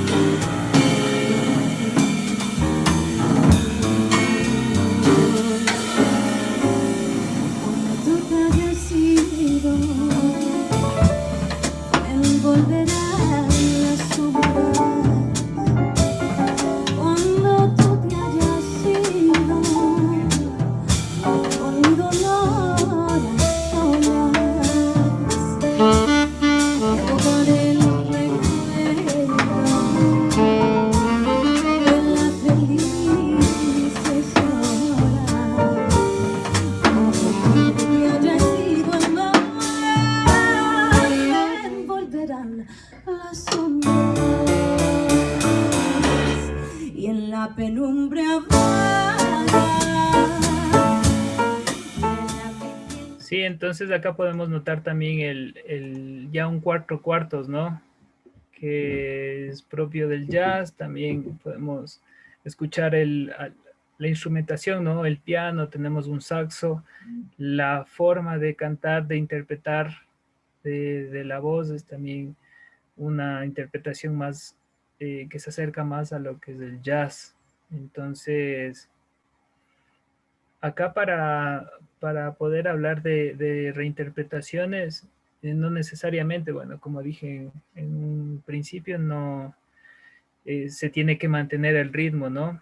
Pero en este caso no se mantiene el ritmo, ya se hace un cuatro cuartos directamente y aún así sigue siendo un pasillo jazz, ¿no?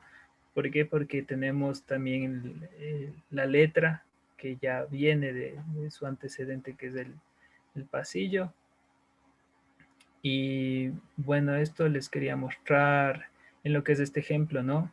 Y para terminar, les voy a compartir también una música de un compositor ecuatoriano también, en donde podemos notar algunos elementos del jazz que están inmersos en este pasillo, ¿no? Manteniendo, este pasillo mantiene el tres cuartos y vamos a observar que va a tener un elemento del jazz, que es el walking bass. Y vamos a escuchar este pasillo que se llama Esther.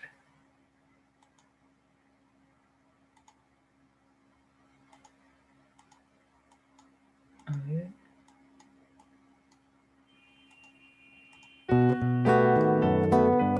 Se nota el tres cuartos, ¿no?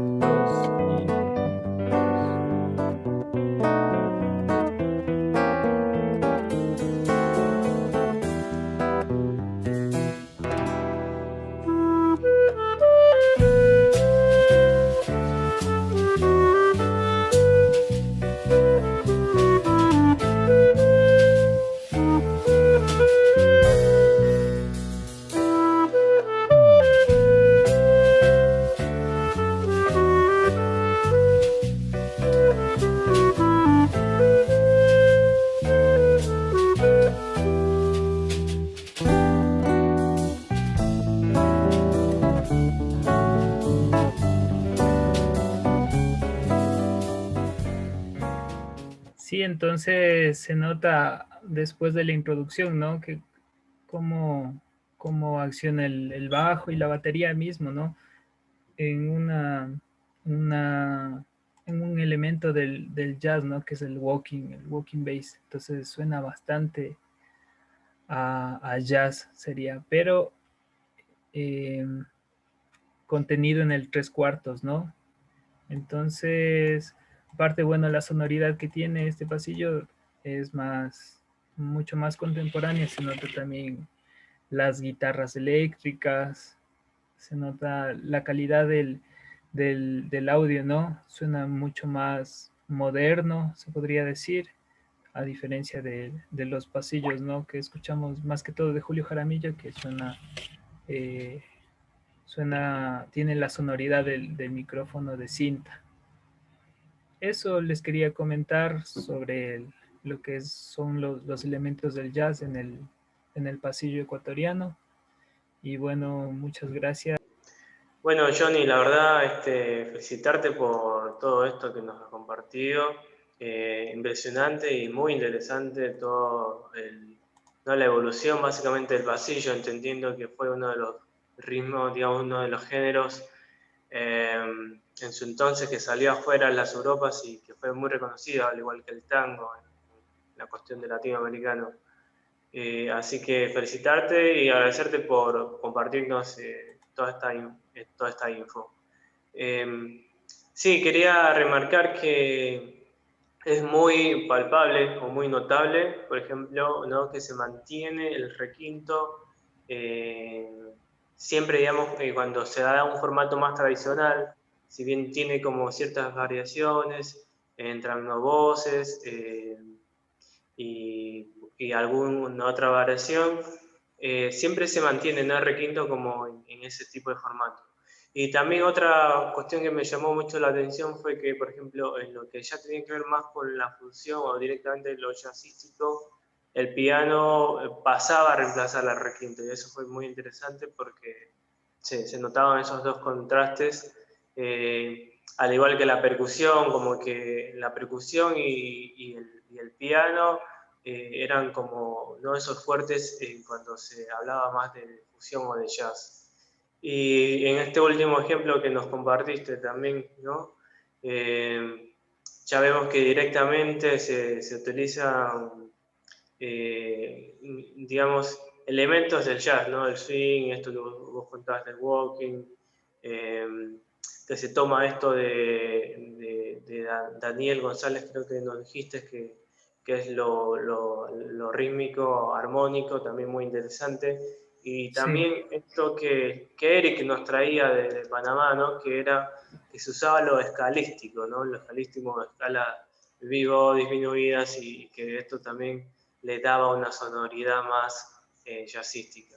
De esto, ¿qué nos puedes contar, digamos, en términos actuales, digamos? ¿Se mantiene estos dos formatos? ¿Se cambió directamente al jazzístico? ¿Aún no tiene esa acogida? ¿Cómo es eso en la actualidad? ya. Yo puedo decir, digamos, que el pasillo es un ritmo netamente popular, ¿no?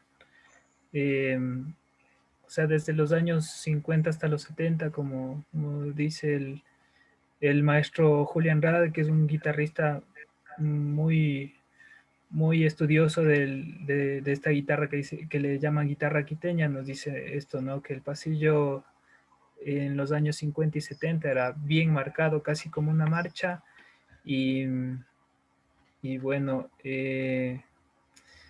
yo creo que depende en realidad en la situación en que cada persona esté, ¿no es cierto? Imagínate, o sea, hoy por hoy, gracias a la tecnología, a muchos factores, ¿no? Imagínate los músicos que han viajado, los músicos que estudian todos los días y hacen esos aportes en donde, en donde el pasillo puede resignificarse, ¿no? Que sería las fusiones, el jazz. Entonces, también puedes, gracias a eso, ¿no? Eh, puedes compartir esta música con otros instrumentos. Entonces, puedes meterle los instrumentos que tú quieras, que sean armónicos, melódicos o rítmicos. Entonces, se mantienen igual, ¿no? Los tríos acá, qué sé yo, las guitarras, el requinto y del lado como más jazzístico, ¿no? También está, como decía Eric, el, el aparecen las big bands, ¿no es cierto? Entonces, con arreglos jazzísticos, resignificar un pasillo, eso también está pasando acá. Entonces, todo está pasando al mismo tiempo, digamos, ¿no? Y lo que se puede observar es que hay más fusión y también más, como que más elementos que uno puede adquirir para poder resignificar la música de acá de Ecuador y del mundo, ¿no? Pero siguen, o sea, se mantiene la forma de tocar el requinto, se mantiene la forma de tocar la guitarra, y se nutre de esta música, ¿no? Como es el jazz. Entonces, eso tengo para compartirles. Sí, la verdad que muy interesante y cómo también abordaron estos músicos, estos grandes músicos que han aportado a este género muy, muy lindo y muy, muy importante en la historia, que de alguna manera marca esa línea en lo que tiene que ver con Ecuador. Y lo interesante es que estos músicos lo abordaron desde, ¿no?, de estar en un lugar y aprovechar la cultura, aprovechar eso que les brindaba y llevarlo por el lado totalmente contemporáneo o totalmente académico y de eso sacar algo muy, muy bueno, aportando al legado, ¿no?, que tiene que ver con la música ecuatoriana. Así que eso es muy interesante y muy importante también que suceda. Quiero hacerte un... Entonces, Sí. y quería comentar igual, por ejemplo, también el hecho de, hablamos de la otra vez, ¿no? Por ejemplo, de la música afrodescendiente que Sí. existe acá en Ecuador, ¿no es cierto? Tenemos acá un ritmo que se llama bomba. Entonces, este ritmo convive en una provincia que acá es la provincia de Imbabura. Entonces, esta población afrodescendiente mezcla también su música con comunidades indígenas. Entonces, ahí también podemos observar esta cuestión de la fusión, más que todo entre vecinos, ¿no? Entre comunidades, una comunidad afrodescendiente con una comunidad indígena. Entonces, también por ahí les podría mostrar un ejemplo de lo que sería la bomba, que se llama la bomba del Chota, de esta comunidad afrodescendiente, y lo que es el Inti Raymi, que es de una comunidad indígena, y después la fusión entre las dos. Entonces les voy a compartir acá la pantalla para indicarles esto. A ver. Este es el ritmo ecuatoriano afrodescendiente, ¿no?, que se llama bomba, del grupo Marabú.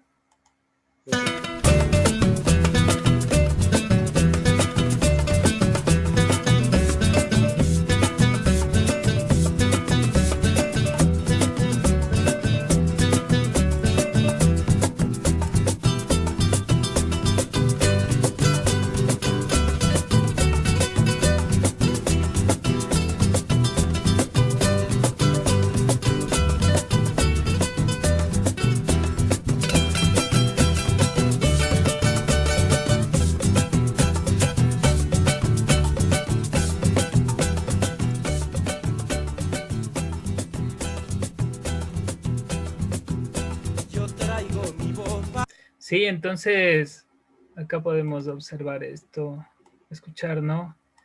Y acá vamos a poder escuchar un Inti Raymi que es de una comunidad también de la provincia de Imbabura, ¿no? De una comunidad indígena. Entonces vamos a escuchar enseguida esto.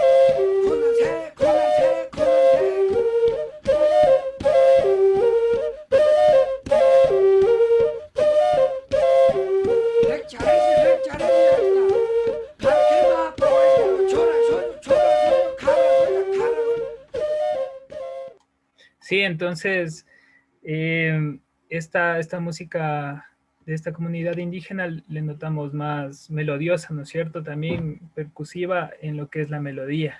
y la característica que tiene vuelta la bomba de la comunidad afrodescendiente también es más con tambores, no es mucho más percusiva, tiene sus melodías. Y acá en este ejemplo que les voy a mostrar hay una fusión, digamos, de estas dos músicas. Entonces ahí podemos observar cómo conviven las dos culturas. Entonces, de lo que estábamos hablando antes, ¿no? De cómo las personas que van compartiendo su cultura, van compartiendo todo lo que se puede compartir, ¿no? En esta vida. En este caso tenemos esta fusión de los dos ritmos. Entonces, este es un tema de Ñanda Mañachi, que es un grupo musical de la provincia de Imbabura, en un álbum que hicieron que se llama La persistencia de los sueños. Este tema se llama Solsticios. Entonces vamos a escuchar. En los anteriores ejemplos vimos, ¿no? Esta música de la comunidad afrodescendiente de la provincia de Imbabura en Ecuador y la otra música de la comunidad indígena también de la provincia de Imbabura. Entonces vemos cómo conviven también estas músicas y gracias a este ir y venir de ideas, de compartir la cultura, de compartir muchas ideas, uno puede plasmar en música, ¿no?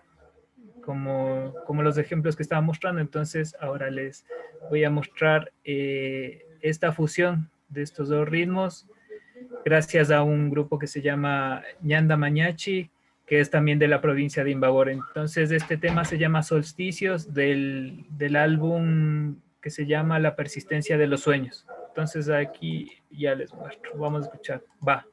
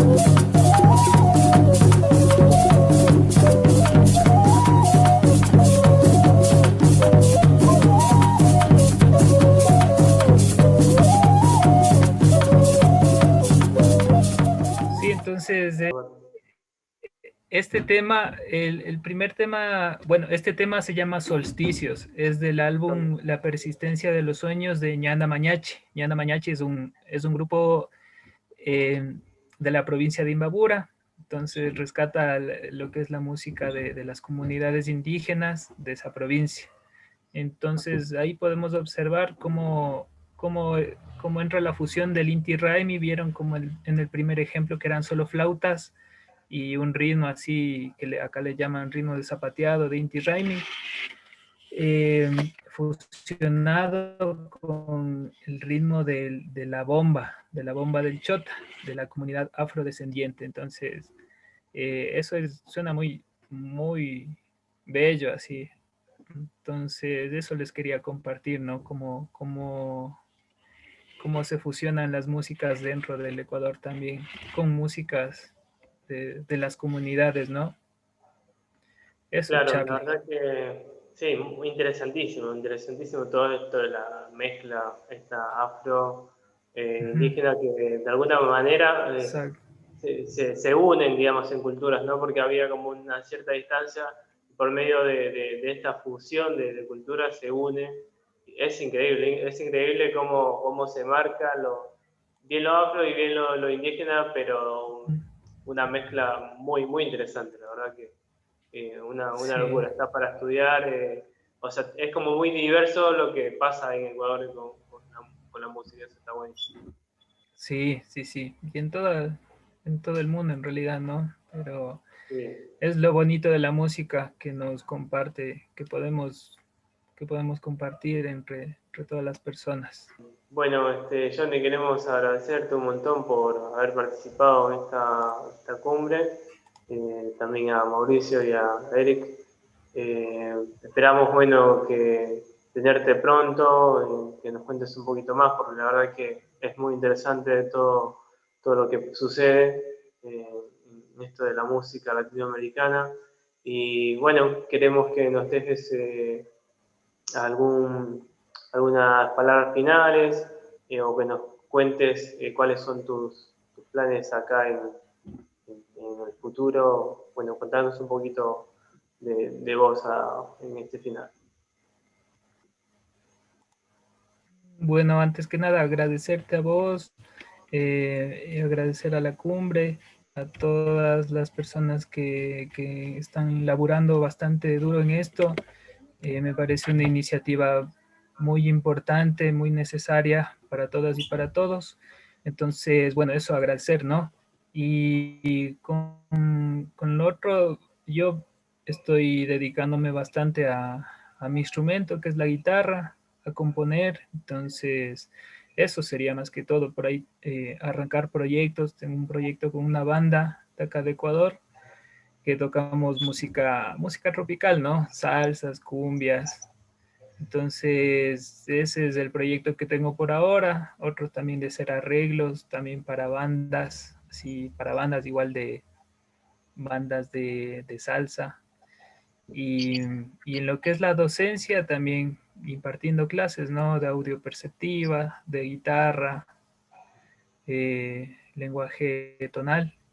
Entonces, en eso ando, brother.